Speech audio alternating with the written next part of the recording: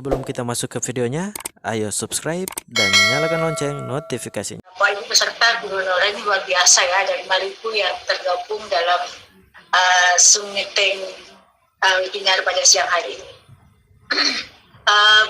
Terkait dengan persiapan yang sudah kita lakukan sejauh ini, jadi kita sudah, kalau tadi Pak Ramadi sudah menyampaikan bahwa kita sudah melalui perjalanan panjang ya Pak Dir ya. Perjalanan panjang sudah dimulai sejak tahun lalu, itu persiapan sudah kita lakukan, koordinasi, sosialisasi dengan daerah sudah kita lakukan dengan berbagai kementerian. Kalau Pak Dirjen tadi menyampaikan bahwa ini adalah prestasi terbesar kita tahun ini, kita bisa berkoordinasi dengan lintas kementerian dan dinas pendidikan, kabupaten, kota, provinsi, PKD, seluruh Indonesia. Dan akhirnya kita sudah mendekati hajatan yang akan kita gelar pada minggu depan tanggal 13.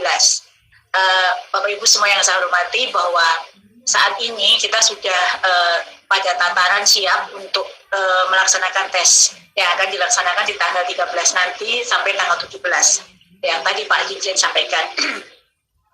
Persiapan kita sudah sampai kepada menetapkan tempat uji kompetensi. Saat ini total 1.124 tempat uji kompetensi yang tersebar di 500 kabupaten kota sudah siap. Dan kita kepada Bapak Ibu peserta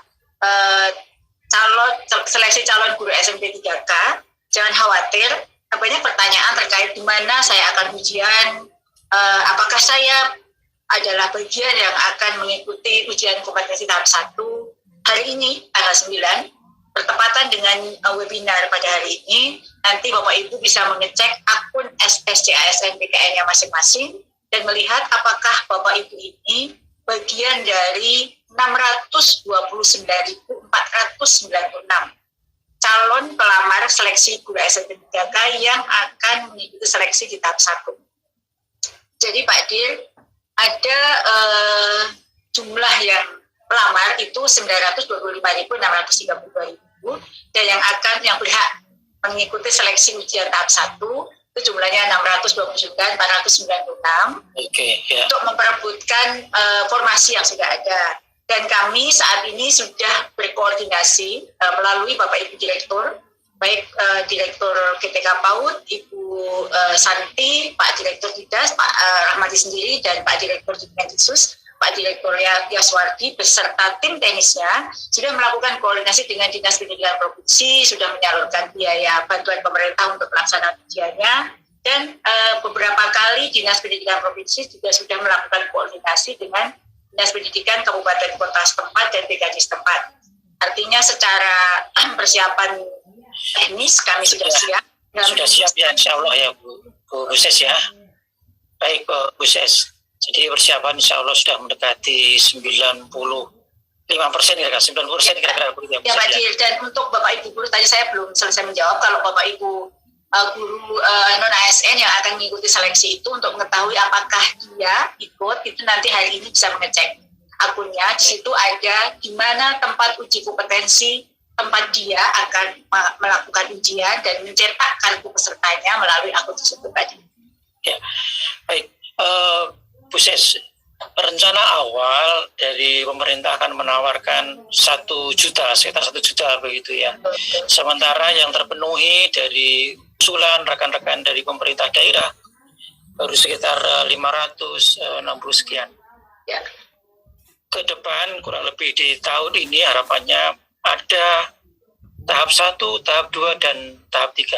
Nah, ini mungkin dari Bu Ses bisa dijelaskan peruntukannya bagaimana ini untuk yang tahap 1, 3 kali ujian ya Pak Dir? Oh gitu. Ya, maksudnya 3 kali ujian ya Pak Dir ya? Ya, betul ya.